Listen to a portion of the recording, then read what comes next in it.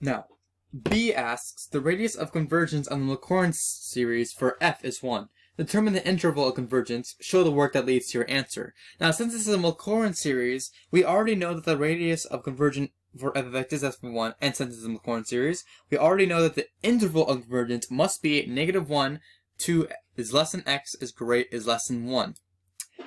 However, we must check for both x equals -1 and 1 in order to see whether or not they are included in the interval.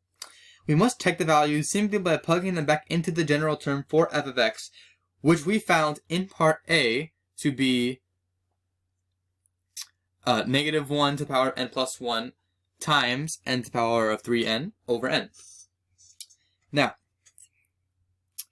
plugging in for -1, we get -1 to the power of n plus 1 times -1 to the power of 3n over n, which is equal to -1 to the power of 4n over n, which is actually still -1. This is because regardless of what n is, regardless of what n we use, it will always be an odd number, which will always keep the -1 negative. We're then left with -1 over n, and since this is a p-series format, and p is equal to 1, that means that the series diverges at x is equal to -1. Plugging in for x is equal to 1, we get -1 to the power of n plus 1 times 1 to the power of 3n over n, which is equal to -1 to the power of n plus 1, since 1 to the power of anything is still 1.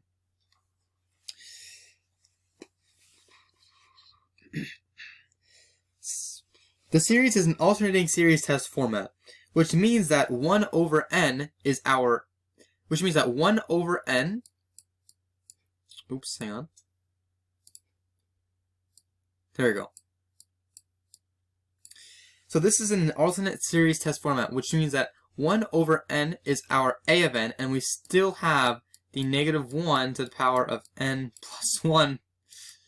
You get the gist. This is our thing right in front of the a and n, and just 1 over n is the a of n itself.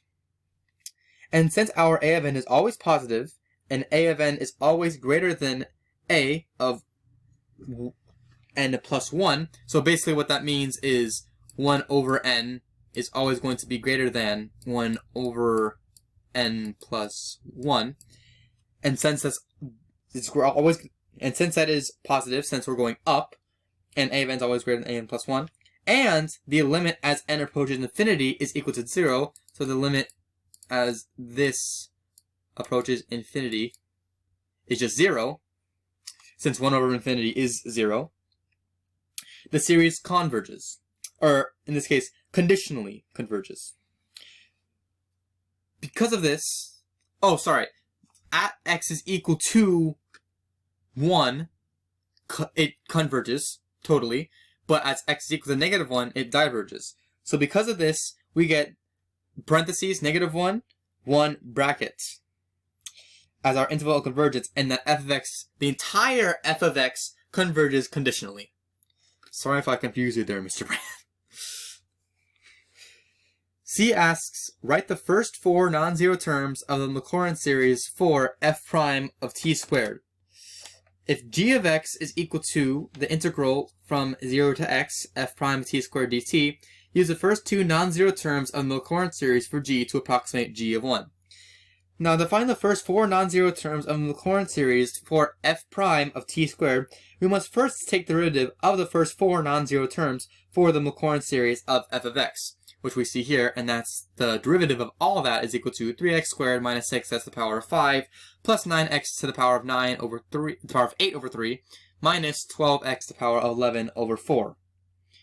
We then must plug in t squared for every x value, since we were trying to find x prime x prime of t squared, which gets us, as we see here, 3t to the power of 4 minus 3t to the power of 10 plus 3t to the power of 16 minus 3t to the power of 22. Because all these values actually simplify to what we see here. Finally, we must take the integral from 0 to 1 of the first two non-zero terms for g of x, since we are trying to approximate g of 1 with just those first two terms. This leads us to taking the integral from 0 to 1, as we see here, of 3t minus 4, 3t to the power of 4 minus 3t to the power of 10 dt, which comes out to be 18 over 55. Finally, D asks us, the Maclaurin series for G evaluated at x is equal to 1 is a convergent alternating series with individual terms that decrease in absolute value to 0. Show that your approximation in C must differ from G of 1 by less than 1 over 5. To show that our approximation in part C must differ from G of 1 by less than 1 over 5, we must use the first unused term and take the integral of it from 0 to 1, like we did in part C. And this is because in order to find the error, we must go one step further. We must go to the first unused term, because that will be the closest to the first two terms that we did use to find G in the first place. If that makes sense.